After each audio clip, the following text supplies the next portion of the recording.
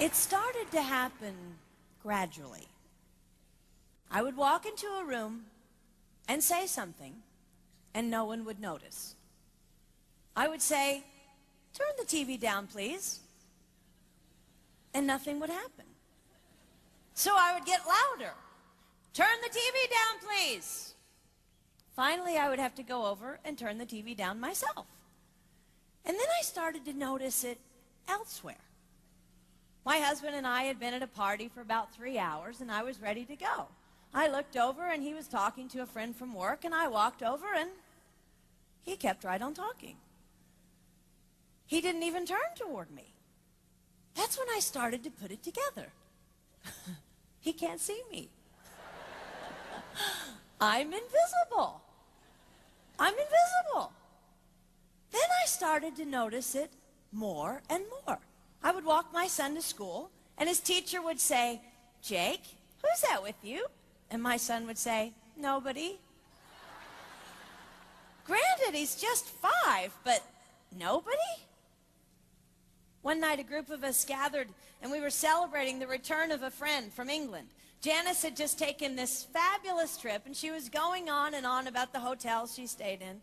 And I was sitting there looking around at the other women at the table. I'd put my makeup on in the car on the way there. I had on an old dress because it was the only thing clean, and I had my unwashed hair pulled up in a banana clip, and I was feeling pretty darn pathetic. And then Janice turned to me, and she said, "I brought you this." It was a book on the great cathedrals of Europe. I didn't understand. And then I read her inscription. She wrote, "With admiration for the greatness of what you are building when no one sees." You can't name the names of the people who built the great cathedrals. Over and over again, looking at these mammoth works, you scan down to find the names, and it says, "Builder, unknown, unknown, unknown." They completed things not knowing that anyone would notice. There's a story about one of the builders who was carving a tiny bird inside a beam that would be covered over by a roof. And someone came up to him and said, "Why are you spending so much time on something no one will ever see?" And it's reported that the builder replied, "Because God sees." They trusted that God saw everything. They gave their whole lives for a work, a mammoth work they would never see finished. They showed up day after day. Some of these cathedrals took over 100 years to build. That was more than one working man's lifetime. Day after day. And they made personal sacrifices for no credit. Showing up at a job they would never see finished, for a building their name would never be on. One writer even goes so far as to say no great cathedrals will ever be built again because so few people are willing to sacrifice to that degree. I closed the book, and it was as if I heard God say, "I see you. You are not invisible to me. No sacrifice is too small for me to notice. I see every cupcake baked, every sequin sewn on, and I smile over every one. I see every tear of disappointment when things don't go the way you want them to go.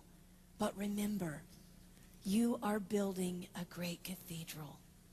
It will not be finished in your lifetime, and sadly, you will never get to live there. But if you build it well, I will." At times, my invisibility has felt like an affliction to me. But it is not a disease that is erasing my life. It is the cure for the disease of self-centeredness. It is the antidote to my own pride. It's okay that they don't see. It's okay that they don't know. I don't want my son to tell the friend he's bringing home from college, "You're not going to believe what my mom does. She gets up at 4 in the morning and she bakes pies and hand-bastes a turkey and she presses all the linens."